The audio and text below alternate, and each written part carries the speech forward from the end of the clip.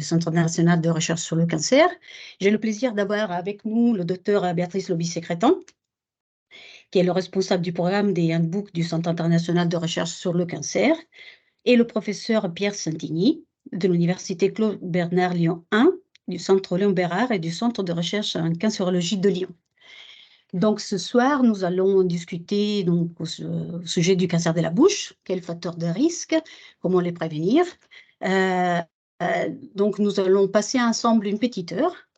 Donc on aura d'abord la présentation de notre speaker. Vous pouvez poser vos questions dans la case questions-réponses pendant les présentations. Il y aura, ça sera des présentations aussi interactives, donc n'hésitez pas à poser vos questions. Il y aura aussi des quiz, donc j'espère que voilà, vous pourrez répondre et interagir avec nos speakers. Donc, il y aura d'abord les présentations et après, on prendra le temps de discuter donc, avec vous à la fin des présentations de nos speakers. Je laisse donc maintenant la parole donc, à nos speakers. D'abord, le docteur Béatrice Sécrétan, Lobby-Sécrétan. Là, si vous avez dû voir hein, qu'on propose d'enregistrer la réunion. Donc, voilà, j'espère que vous êtes d'accord avec tout ça. Et on commence. Et je laisse donc la parole au docteur Béatrice Lobby-Sécrétan. Merci bien, Sabine.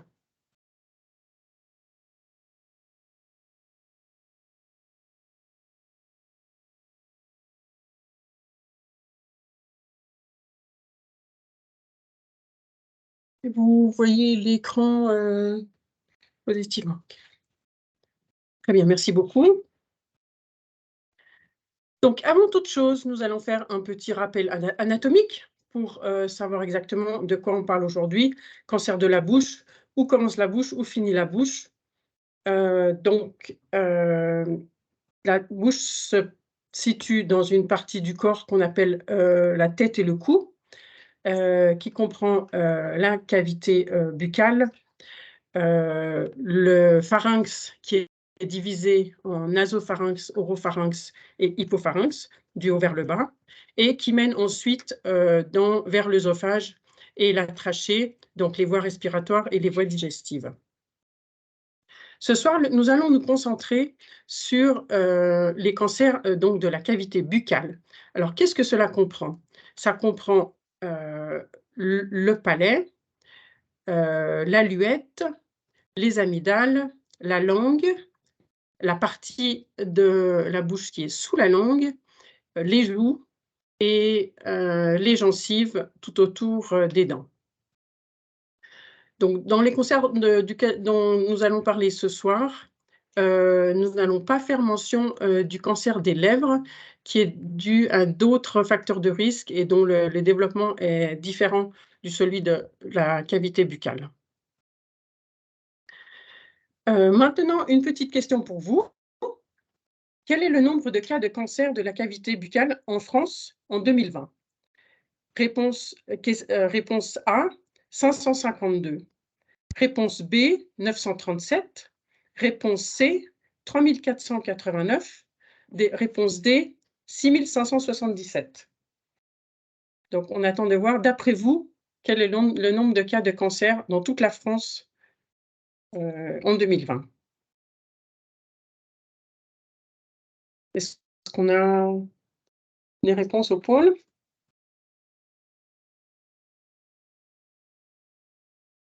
Quels sont les... Nous avons encore quelques secondes. Alors, quelle est la réponse?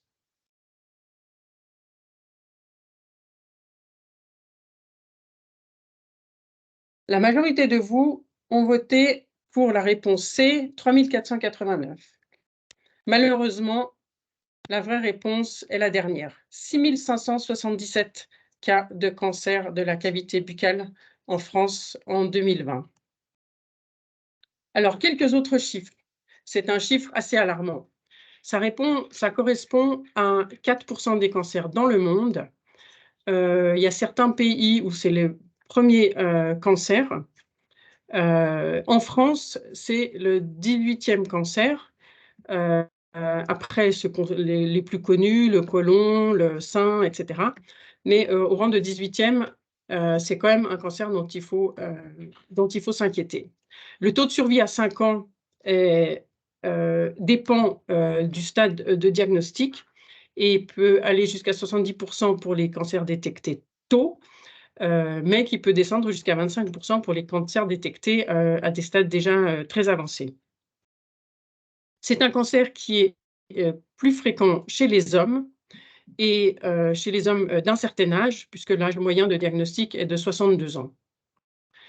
La bonne nouvelle parmi tous ces chiffres, c'est que le taux d'incidence, qui est mesuré en nombre de cas pour 100 000 personnes, a diminué entre les années 2000 et les années 2010 de 30 pour 100 000 personnes à 20 pour 100 000 personnes.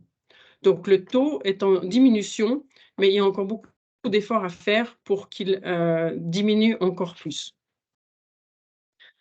Alors, un autre petit quiz pour vous.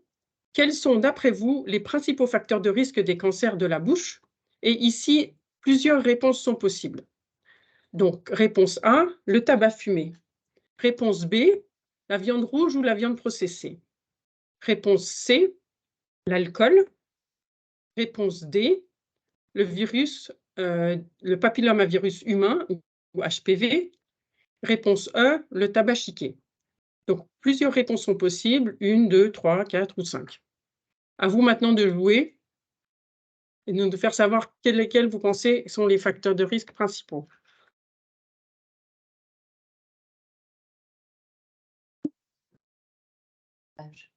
Ah, on me dit qu'il vous faut que vous regardiez dans l'onglet de sondage pour pouvoir répondre aux questions. Donc, on vous laisse encore quelques secondes. Bien, je vois que les réponses sont... On n'a que 6 personnes qui ont répondu.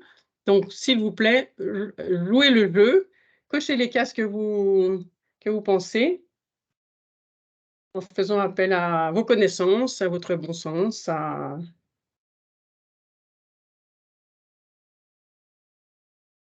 On attend encore quelques réponses. D'accord.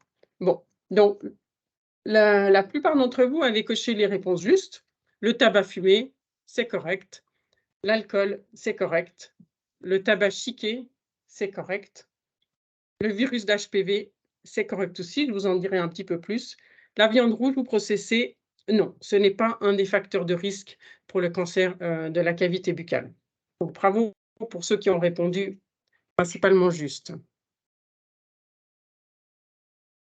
Voilà, donc le tabac. Oui, le tabac fumé, le tabac chiqué aussi, mais on va parler principalement du tabac fumé puisque c'est le plus courant en France. Première cause du cancer de la bouche, avec 90% des cas qui apparaissent chez des fumeurs, avec un risque par rapport aux non-fumeurs qui est 5 fois plus élevé chez les femmes et 10 fois plus élevé chez les hommes. Alors pourquoi est-ce qu'il est beaucoup plus élevé chez les hommes que chez les femmes? Probablement parce que l'exposition aux différents facteurs de risque est plus élevée chez les hommes avec une consommation de tabac plus élevée, une consommation d'alcool aussi plus élevée. En parlant d'alcool, il est très important de savoir qu'il y a une forte interaction entre le tabac et l'alcool dans leur, on va dire, dans leur capacité à induire un cancer. C'est-à-dire, si vous fumez, vous avez un certain risque. Si vous buvez de l'alcool, vous avez un certain risque aussi qui est différent. Et si vous fumez et vous buvez, le risque n'est pas seulement additif, mais il est multiplicatif. C'est-à-dire 2 plus 2 égale 6. 2 plus 2 n'est pas égal à 4. Donc, c'est un facteur qui est très, très important. Si vous êtes à la fois quelqu'un qui consomme du tabac et qui consomme de l'alcool, sachez que votre risque est largement plus élevé que pour chacun des deux facteurs séparément. Et vous voyez sur la droite, j'ai indiqué la proportion des cancers de la bouche en France qui sont dus aux facteurs de risque les plus connus. Donc 71% pour le tabac fumé et 55% pour l'alcool. Ce sont vraiment des proportions qui sont très élevées pour des facteurs qui sont facilement évitables.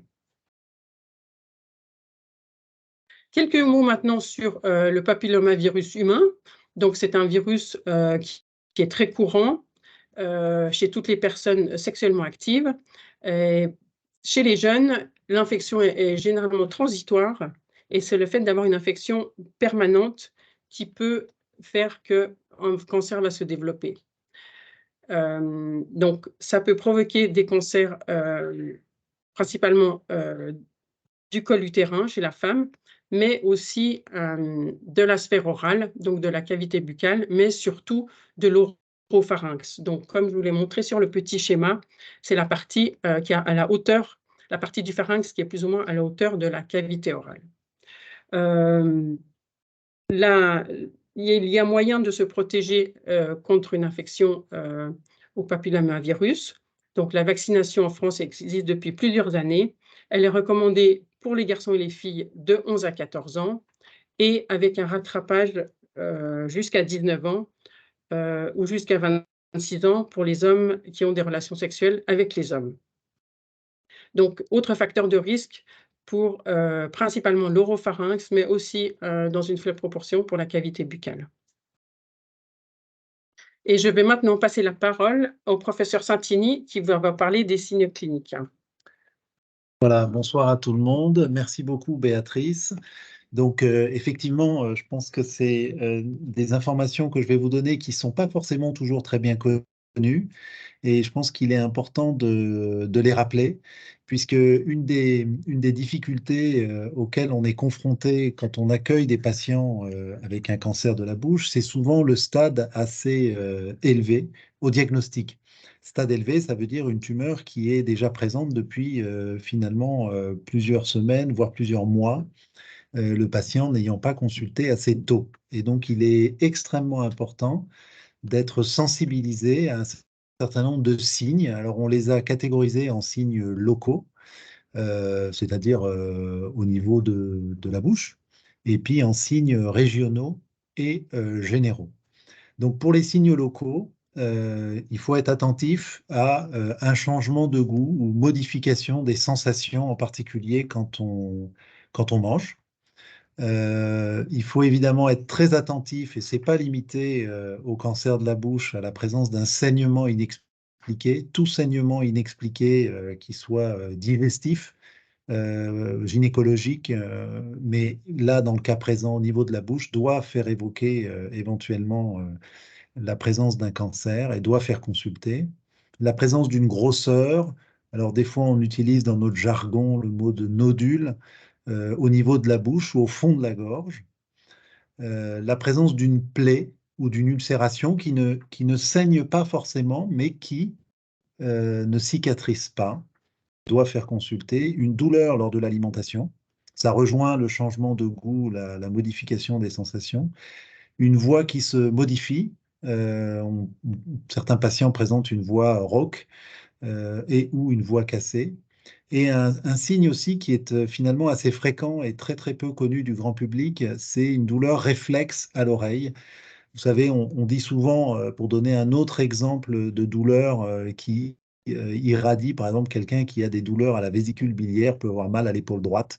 Quelqu'un qui fait un infarctus du myocarde peut avoir mal au niveau du bras gauche. Eh bien, quelqu'un qui a un cancer au niveau de la cavité orale peut avoir des douleurs de l'oreille et ça peut entraîner des explorations tout à fait inutiles, alors qu'en fait, le mal se situe dans la bouche.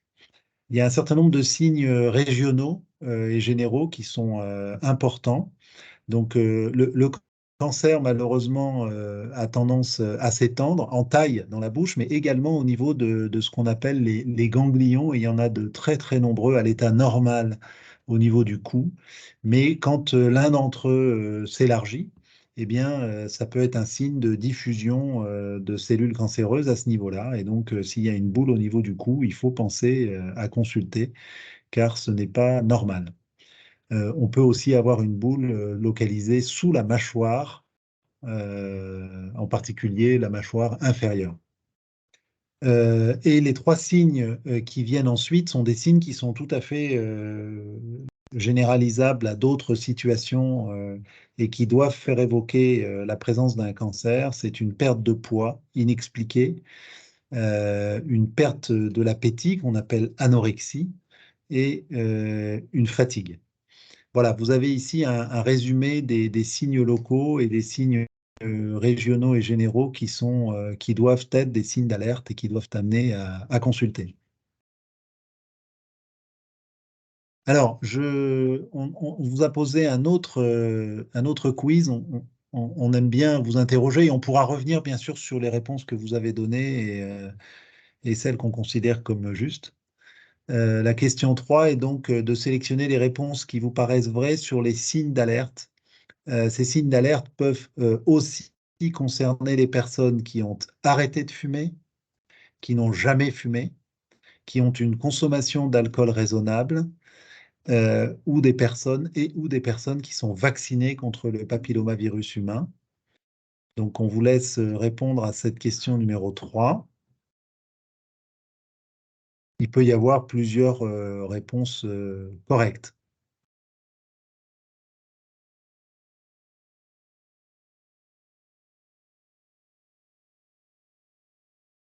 Voilà, alors vous me dites quand les personnes ont répondu aux questions. Ok, donc je vois qu'il y a 6 réponses. En général, il y en avait 6 ou 7, donc je pense je vais pouvoir avancer sur le commentaire. Donc effectivement, l'arrêt du tabac est toujours euh, encouragé. Et malheureusement, il faut plusieurs années, de nombreuses années, environ 10 ans, pour que le risque finalement rejoigne celui d'un non-fumeur. Donc c'est pas parce que on a arrêté de fumer que malheureusement le cancer ne peut pas être présent et surtout qu'il ne peut pas être lié au tabac. Qui n'ont jamais fumé, c'est la même chose.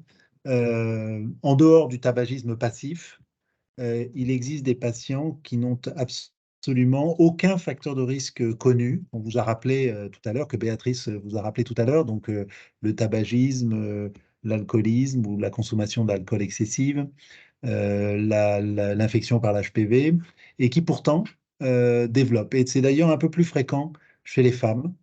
Je ne sais pas parmi ceux qui sont connectés s'il y a une majorité de femmes ou d'hommes, mais il y a, semble-t-il, montré par des études maintenant qui ont été confirmées, que l'incidence, bien qu'elle ait diminué globalement, ça cache en fait un certain nombre d'hétérogénéités selon les populations, les citoyens, et un certain nombre il y a une augmentation, une recrudescence des cancers chez les patients qui n'ont jamais fumé et qui ne boivent pas d'alcool. Donc, effectivement, cette réponse B et C était également correcte. Et enfin, bien sûr, si la vaccination protège contre la plupart de ces cancers liés à l'HPV, comme les cancers de la bouche ne sont pas tous liés à l'HPV et que le vaccin n'est pas nécessairement efficace à 100%, c'est évidemment pas une raison de ne pas s'inquiéter quand on présente les signes dont je vous ai parlé. On pourra revenir sur toutes ces questions. Ah ben, vous avez ici, pardon, j'ai oublié de cliquer, les 4 étaient vrais.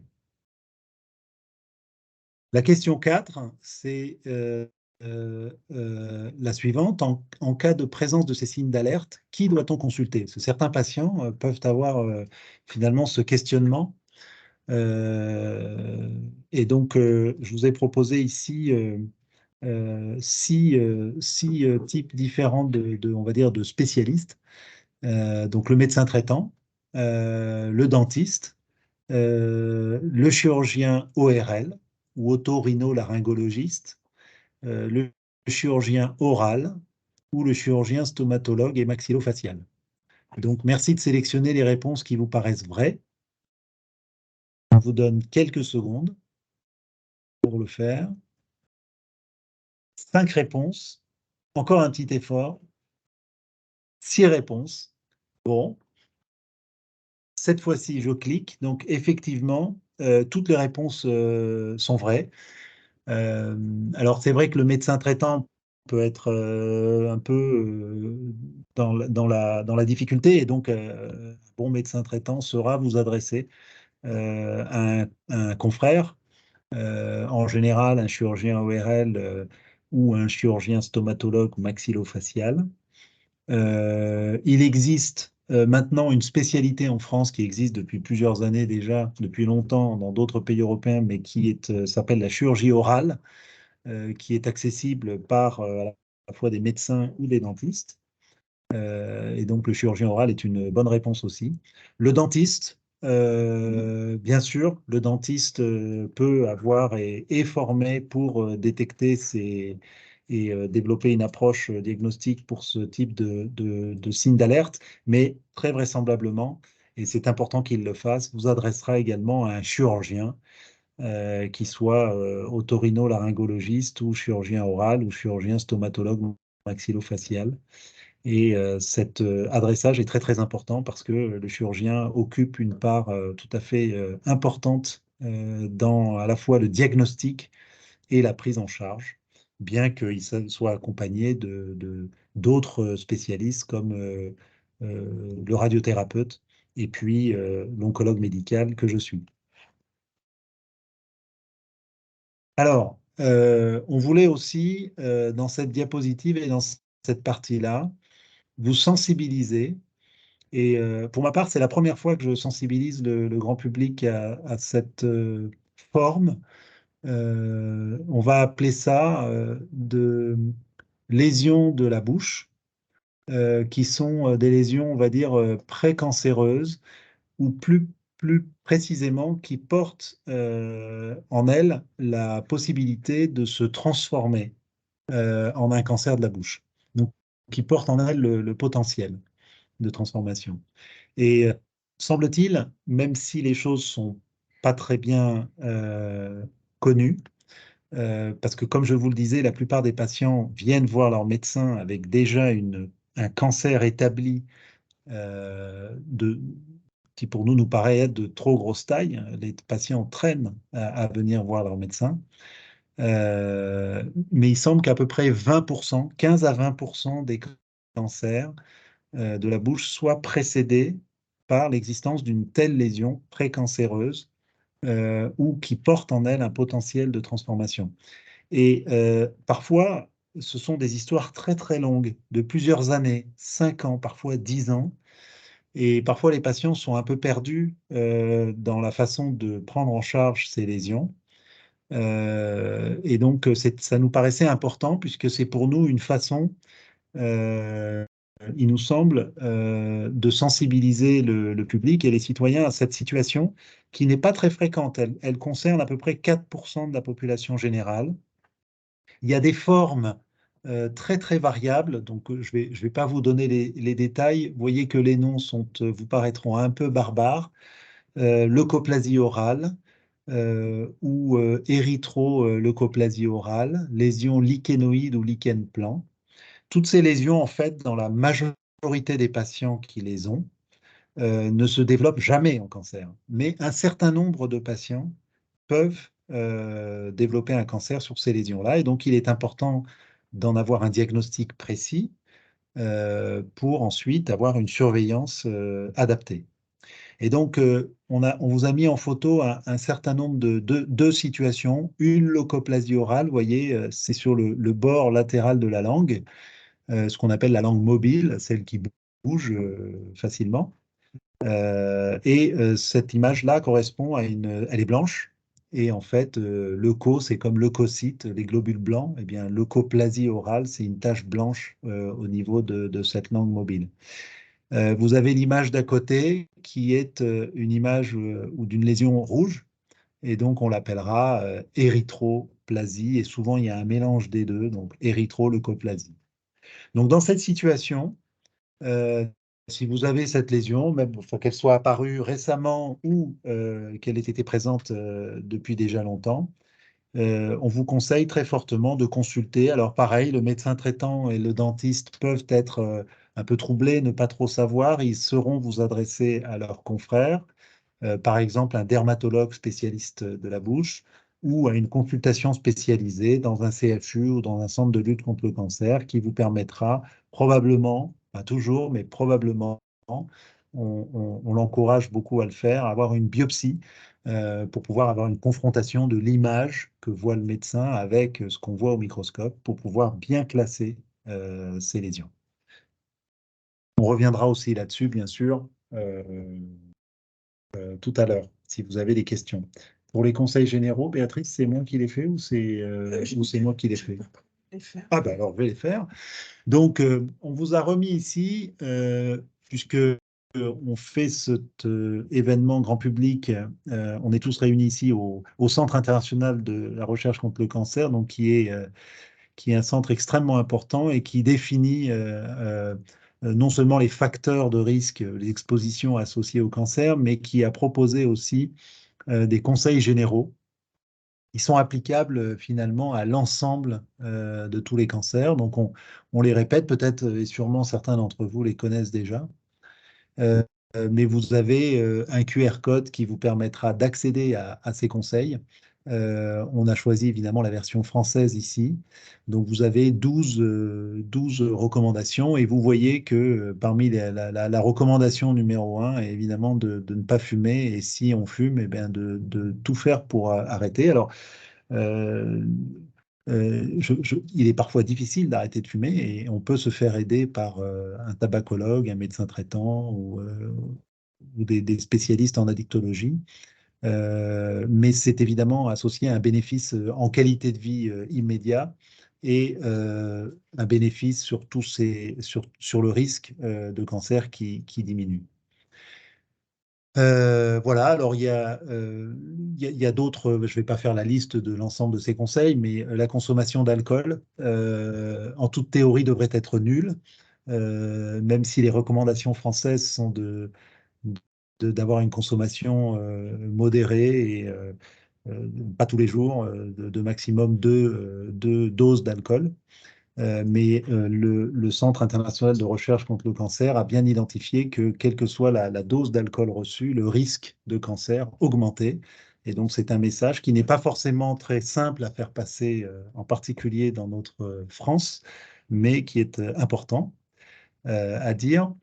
En termes d'alimentation, il est très important il est important de favoriser une alimentation équilibrée, de favoriser évidemment tout ce qui est légumes verts et de diminuer tout ce qui est la consommation de viande rouge ou de produits dérivés de la viande, en particulier la viande rouge. Donc, ça fait partie des recommandations habituelles. L'activité physique est un élément extrêmement important. On en parle beaucoup dans le traitement des patients atteints de cancer, mais l'activité physique est également fortement recommandée dans la prévention. Et donc, c'est un élément extrêmement important. Voilà, on pourra revenir sur... alors, un dernier élément quand même qui est très très important, c'est qu'il y a un certain nombre de vaccinations qui sont disponibles maintenant contre des virus. Par exemple, le papillomavirus humain. Et Béatrice vous a rappelé le schéma vaccinal. Il faut y penser chez vos enfants le plus tôt possible. Également contre l'hépatite B. Et il faut rappeler que ces vaccins fonctionnent de manière remarquable et s'ils étaient appliqués de manière systématique et à grande échelle, on verrait de manière significative le nombre de cancers auxquels ils sont rapportés diminuer de manière importante.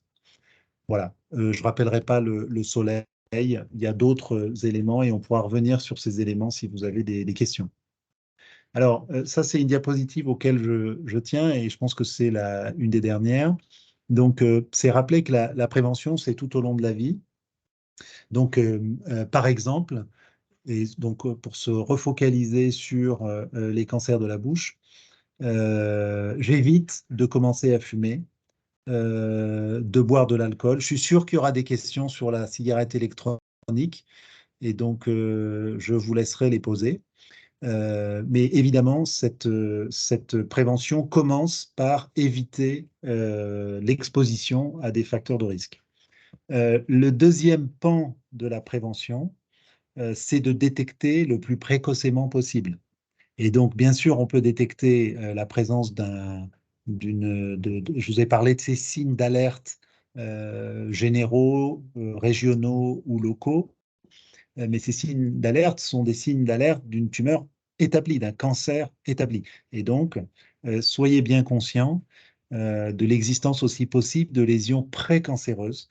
Et donc, il faut être attentif à la présence de ces signes d'alerte ou de ces signes qui n'évoquent pas un cancer, mais une lésion qui peut éventuellement, au cours des années, se transformer.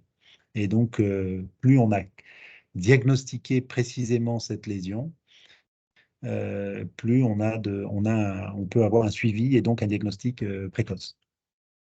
Et donc, le troisième élément, c'est que comme on traite les cancers, et c'est vrai aussi pour les cancers de la bouche de mieux en mieux, et encore une fois, plus on les détecte tôt, plus on y arrive, de plus en plus de patients sont soumis au risque, alors bien sûr, de rechute.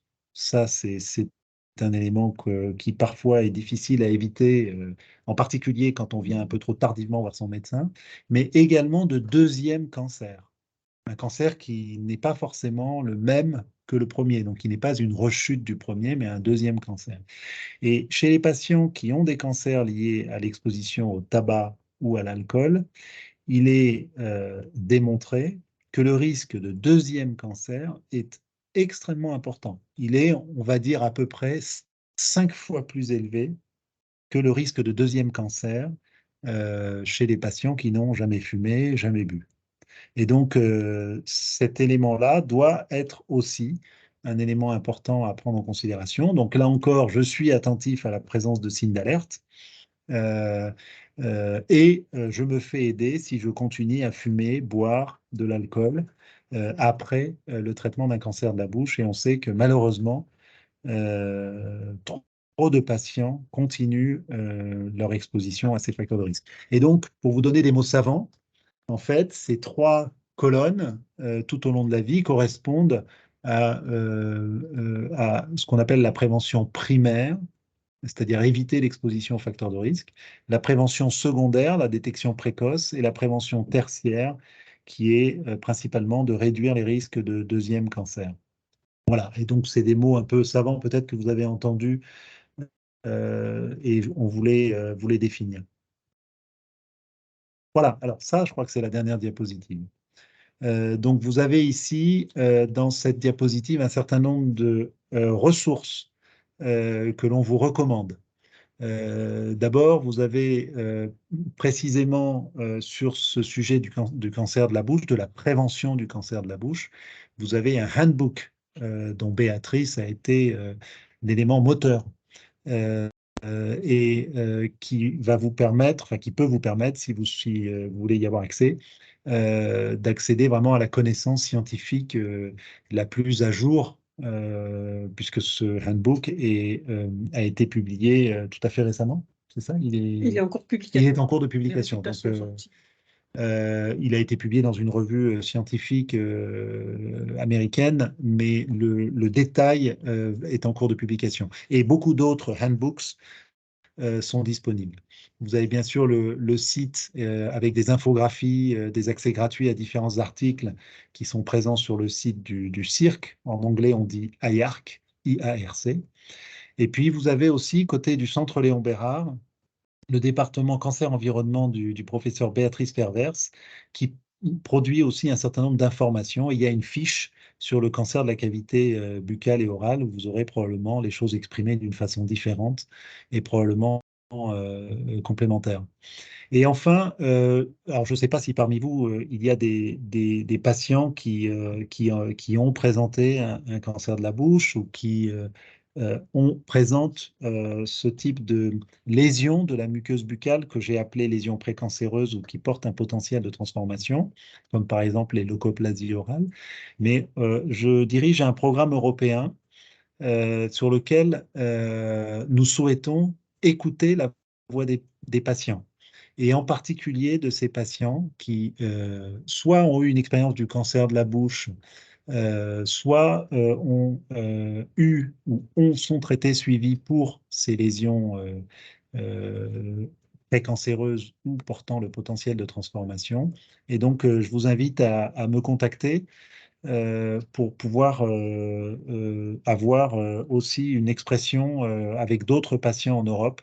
On a actuellement un patient en Norvège et un patient en Hollande qu'on va écouter et inviter à notre prochain congrès qui a lieu fin août, début septembre. Et nous souhaitons vraiment créer une forme de communauté dans la mesure du possible de ces patients qui sont finalement pris en charge de manière assez hétérogène. Je pense que c'est important pour la prévention des cancers qu'on entende, qu'on écoute la voix des patients. Voilà, donc je crois qu'on a terminé pour la présentation formelle. Et je ne sais pas si il y a des questions, je ne sais pas ce qu'il faut que je fasse pour la suite. Bonsoir. Merci beaucoup à tous les deux pour la présentation. On a des petits soucis pour recevoir vos questions. Et apparemment, donc désolé pour ceux qui en ont et qui n'ont pas pu les poser. Ça marche en vous connectant sur Teams via Internet. Et moi, j'avais déjà entre-temps quelques questions. Et sinon, on a aussi essayé d'activer le chat. Donc voilà, et il y a peut-être des possibilités qui vont marcher. On peut regarder là dans le chat s'il y a quelque chose qui s'affiche. Les personnes ne peuvent pas mettre leur micro. Non. Voilà. Bon. Moi, j'avais une première question qui était, qui j'espère pour être intéressante, qui était: est-ce que si on arrête la consommation de tabac ou d'alcool et qu'on a fumé pendant longtemps, est-ce que ça joue un rôle dans la diminution du risque? Oui, Béatrice, je te laisse répondre. Oui, bien sûr. Donc, la question du quiz avait été de savoir si les personnes qui ont arrêté de fumer ou qui ont arrêté de boire ou qui ont une consommation d'alcool raisonnable ont aussi un risque, ont toujours encore, on va dire, un risque de cancer de la cavité buccale. Et la réponse est oui. Le risque diminue au fil des années. Il faut attendre effectivement 10 ou 15 ans jusqu'à ce que le risque rejoigne celui d'une personne qui n'a pas fumé. Alors, je pense qu'il faut revenir sur un point qui est vraiment très important, c'est l'interaction entre le tabac et l'alcool. Et si à la fois vous fumez et vous buvez, et que vous ne voulez pas arrêter les deux, stopper tous les facteurs de risque, sachez que si vous arrêtez de fumer, votre risque va diminuer beaucoup plus que juste beaucoup plus que si comment je peux dire ça? Le risque va être celui d'un consommateur de quelqu'un qui consomme de l'alcool, mais il va diminuer beaucoup parce qu'il n'y aura plus l'interaction entre le tabac et l'alcool. Donc, il est très important d'arrêter de fumer pour casser cet effet multiplicatif et cette interaction entre le tabac et l'alcool si vous voulez garder l'habitude, si vous voulez continuer à boire de l'alcool de façon sporadique, on va dire. Non, c'est un élément très important. Un autre élément, peut-être pour compléter la réponse avant de passer à une autre question, c'est que le bénéfice pour le risque de cancer diminue lentement parce que 10-15 ans, ça peut paraître lent, mais sûrement. Mais le bénéfice lié à l'arrêt du tabac est majeur et immédiat pour plein d'autres choses, en particulier le risque cardiovasculaire et en particulier la qualité de vie. Et toutes les études montrent que l'arrêt, le sevrage du tabac améliore la qualité de vie. Donc, si ce message peut paraître pour les jeunes 10-15 ans, il faut attendre 10-15 ans avant que le risque soit nul, enfin, soit pas plus élevé que celui de la population générale. D'autres arguments importants doivent être soulignés. Alors, je vois une question de Don de Dieu. République démocratique du Congo, merci de vous être connecté. Voici ma question. Est-ce que la prévention primaire se résume seulement par la non-consommation de tabac et d'alcool? Non. On vous a indiqué, par exemple, alors si on reste focalisé sur les cancers de la bouche, c'est l'élément principal. Je pense qu'il faut rajouter aussi la vaccination. La vaccination, même si elle explique une minorité de ces cancers de la bouche, puisqu'on ne parlait pas des cancers de la gorge, du fond qui sont liés à l'HPV, le vaccin, malgré tout, est aussi un élément de prévention primaire. Donc aussi, il y avait 3 éléments essentiels de la prévention primaire. C'était vraiment d'éviter la consommation de tabac, alors tabac fumé ou chiqué, et l'alcool à arrêter, et enfin le vaccin. J'espère que j'ai répondu à votre question. Alors, on a des félicitations, mais ce n'est pas une question. Donc, on va passer à la... Merci. Donc, quand on n'a rencontré aucun des facteurs de risque mentionnés et pourtant eu un cancer de la bouche, comment se prévenir d'une récidive? Donc, vous rappelez là que effectivement des patients, et comme je vous l'ai dit, et pour la bouche stricto sensu, c'est-à-dire la langue, les gencives, le plancher sous la langue, c'est pas lié à l'augmentation de l'HPV, mais il existe une augmentation du nombre de cas, en particulier chez les femmes jeunes ou les femmes âgées, et qui concernent des patients qui n'ont été jamais exposés à l'alcool ou peu de manière raisonnable, et qui ne sont pas fumeurs, qui n'ont pas d'exposition de tabagisme secondaire. Et donc, c'est un élément. Enfin, votre question me permet de rappeler cet élément-là. C'est pour ça que c'est pas parce qu'on a ces symptômes et qu'on fume pas qu'il faut pas aller consulter. Alors maintenant, comment se prémunir d'une récidive? Bah, la recommandation habituelle est de suivre une surveillance auprès de son chirurgien, de son radiothérapeute. Alors parfois, il y a une alternance entre les deux qui permettront éventuellement de détecter une reprise de la maladie. Il y a probablement moins de cancers, de deuxième cancer primaire, pardon, chez les patients qui n'ont jamais fumé, jamais bu. Mais par contre, il peut toujours y avoir un risque de récidive, donc il faut être très attentif aux signes cliniques que je vous ai rappelés, et puis il faut consulter régulièrement et faire ces examens de surveillance auprès de son chirurgien. J'espère ainsi avoir répondu à votre question. Alors, il y a une question de Don de Dieu sur le rapport homosexuel avec plusieurs partenaires est-il encouragé malgré la vaccination du virus HPV? Question étonnante, mais je vais laisser Béatrice. Alors, peut-être la question est de savoir est-ce que si on est vacciné du virus, donc du papillomavirus, est-ce que le fait d'avoir des rapports homosexuels est quand même reste un facteur de risque? C'est comme ça que je comprends la question. Et la réponse est oui, parce que la vaccination protège, mais ne protège pas à 100%. Et il peut y avoir un risque de contamination, même si on est vacciné. Donc, les rapports restent un facteur de risque. Voilà. Le risque important, c'est la multiplication des partenaires qui favorise beaucoup les infections chroniques. Un élément pour aller dans le sens de Béatrice, c'est le cancer du col de l'utérus, par exemple. Même dans les pays où il y a une vaccination qui est très, très développée pour l'HPV, pour le papillomavirus, continue à faire les frottis de dépistage. Donc ça, c'est très, très important. Donc l'un n'empêche pas l'autre. Alors, on a encore d'autres questions. J'ai une question pour Béatrice, merci. Vous avez mentionné qu'il y a un pays où le cancer de la bouche est le plus fréquent. Quel est ce pays? Pourquoi ce type de cancer est-il plus fréquent dans ce pays en question comparé aux autres cancers? Merci beaucoup pour cette question, parce que ça me permet de parler d'un nouveau facteur de risque que je n'ai pas mentionné ici. Donc, pour répondre à la première partie de la question, le pays auquel je pensais est l'Inde et plus généralement l'Asie du Sud-Est. Donc, il s'étend à Thaïlande, Indonésie, etc., Taïwan.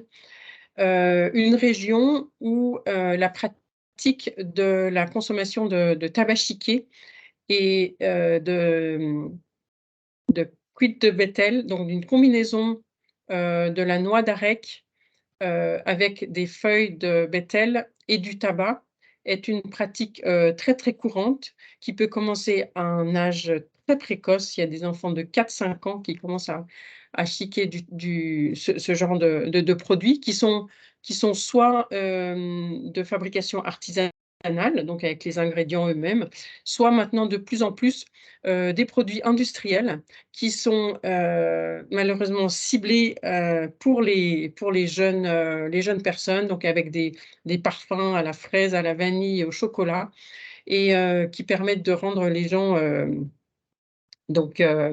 accoutumés au tabac et qui consommeront ensuite les produits plus avec des taux dans une mesure plus importante. Donc, c'est une des parties du handbook, là, dont Pierre a parlé, que le travail qui a été mené l'année dernière ici dans le programme des handbooks, où on a montré que le risque, il était connu que la noix d'aréca et le tabac chiqué sont des facteurs de risque pour le cancer de la cavité buccale. Et là, on a pu montrer que le fait d'arrêter cette pratique permet de réduire le risque de la même façon que pour le tabac fumé et pour l'alcool. Alors, peut-être aussi un des éléments, je ne sais pas si ça va être posé comme question, mais la consommation de cannabis est aussi un facteur de risque qui est important et qui peut-être concerne davantage. C'est vrai que cette consommation, on n'avait pas parlé de l'Inde ou du sud-est asiatique, mais la consommation de cannabis est aussi un élément qui augmente le risque de cancer de la bouche. La dernière question est pour toi, Pierre. Quels sont les autres moyens de confirmation du diagnostic? Alors, comme en cancérologie d'une façon générale, la confirmation du diagnostic, elle est basée sur le prélèvement d'un petit échantillon de ce qu'on voit, donc de la tumeur ou de la lésion précancéreuse. Et ensuite, ce petit morceau est analysé au microscope par des collègues médecins qu'on appelle des anatomopathologistes. Et c'est eux qui confirment le diagnostic. Et après, on réalise un certain nombre de scanners, d'IRM ou de TET scanners qui permettent de réaliser un bilan d'extension. Mais le diagnostic est confirmé de cette manière-là par une biopsie. À propos des traitements après échec des protocoles, il est nécessaire d'envisager une chirurgie, même si délabrante. Alors, dans les cancers, si on reste vraiment sur les cancers de la cavité orale, le traitement principal est la chirurgie, souvent suivie, et ça dépend des cas, de la radiothérapie. Cette radiothérapie peut être complémentée par de la chimiothérapie. Alors qu'il arrive malheureusement des fois des situations où, même dans les cancers de la bouche, on ne peut pas opérer, et donc on fait de la chimio-radiothérapie. Mais il est vrai que on essaye le plus possible, dans la mesure du possible, d'opérer les patients quand c'est les cancers de la cavité orale à proprement parler. Quand on parle de cancers plus en arrière, donc ceux qu'on appelle l'oropharynx, c'est la base de la langue, donc toute la partie postérieure, ou les amygdales. Là, le traitement peut ne reposer que sur la radiothérapie ou la chimiothérapie plus la radiothérapie. Voilà. Et bien sûr, vous l'avez dit, et c'est pour ça que c'est vraiment l'élément, la raison pour laquelle on fait cet événement grand public, pour tenter de sensibiliser le plus possible. La chirurgie et ses traitements d'une façon générale sont toxiques. La chirurgie peut être délabrante. Et c'est bien pour ça que les bonnes attitudes de prévention sont extrêmement importantes parce qu'on ne veut pas avoir à réaliser ce type de traitement qui malheureusement est parfois nécessaire. Merci beaucoup. Je pense qu'on va prendre une dernière question. D'accord. Sauf si... Alors, oui, il y en a peut-être encore d'autres. Oui, alors existe-t-il des maladies systémiques qui peuvent favoriser la survenue des cancers de la bouche? Une question de curiosité. Alors, des maladies systémiques, c'est pas très fréquent. Il existe une prédisposition génétique qui est transmise donc par une mutation par les parents qui s'appelle la maladie de Fanconi. Et cette maladie de Fanconi se trouve être associée, et il y en a quelques autres prédispositions aussi, mais qui sont vraiment tout à fait exceptionnelles. La maladie de Fanconi est elle-même tout à fait exceptionnelle. Mais cette maladie de Fanconi prédispose au cancer de la bouche, au cancer de l'œsophage aussi, et à un certain nombre de ce type de cancer. Elle prédispose aussi à des leucémies aiguës, et elle est traitée dans des centres très, très spécialisés. Donc, il existe un certain nombre de ce type de maladies. Je ne sais pas si vous pensiez à ça, mais voilà. Pensez-vous que des campagnes de dépistage des groupes à risque pourraient être efficaces en France? Je vais laisser Béatrice, mais Bonjour et merci pour cette question. Très bonne question. Très, très bonne question. Alors, ce n'est pas la personne qui me pose la question n'est pas sans connaître le contenu détaillé du handbook et l'évaluation récente de l'efficacité du dépistage. Donc, on a pu montrer que le dépistage peut être efficace spécifiquement chez les personnes à haut risque. Toute la question est de savoir comment on définit le risque. Et idéalement, on aimerait pouvoir établir un score de risque à partir duquel il serait recommandé de pouvoir dépister les cancers. Je dirais qu'à ce stade, les connaissances scientifiques sont peut-être pas encore assez solides pour pouvoir envisager des campagnes au niveau national, mais je pense qu'il est important de sensibiliser les médecins et le professionnel de la santé qui sont impliqués, qui sont en rapport direct avec qui traitent la bouche et ces régions du corps, d'avoir une sensibilisation à ce niveau-là pour essayer d'attraper les personnes les plus à risque avant de mettre en place un dépistage de façon systématique. Voilà, et je compléterai juste pour dire que c'est assez frustrant de ne pas avoir ce niveau de preuve suffisant pour organiser des dépistages au niveau d'un pays. Et donc, ça souligne aussi la responsabilisation nécessaire des citoyens quand ils présentent le type de signes dont je vous ai parlé. Ça, c'est vraiment un élément d'autant plus important. C'est une question très importante, celle-là, dont je voudrais y répondre, ça ne vous ennuie pas. Les lésions dues à la chimio, cancer du sein, mais il y a d'autres cancers dans lesquels on fait les chimiothérapies qui entraînent ce qu'on appelle des mucites. C'est-à-dire, c'est des douleurs au niveau de la bouche, ça peut être aussi des rougeurs et parfois elles peuvent s'infecter par des champignons comme la candidose. Ces éléments-là ne sont pas du tout susceptibles de devenir cancéreux. Ça n'a strictement rien à voir. Elles vont en général cicatriser avec les traitements que vous donneront vos oncologues et ensuite elles ne reviendront plus. Donc, ce sont des lésions qui n'ont, même si elles ont pu ressembler sur l'image, hein, à ce que vous avez éventuellement présenté ou des gens dans votre entourage, elles ne sont pas associées au risque de devenir un cancer. Voilà. Donc, merci d'avoir posé cette question. Merci beaucoup à tous les deux d'avoir répondu et surtout merci à vous tous qui étiez connectés d'avoir pris le temps de poser ces questions. J'espère que vous voyez un peu plus clair entre les réponses aux questions et puis la présentation assez globale sur différents aspects de la prévention. Donc merci à tous et puis je vous souhaite une très bonne soirée et merci à nos deux experts. À très bientôt. Bonne soirée à vous tous. Bonne soirée. Bonne soirée. Au revoir.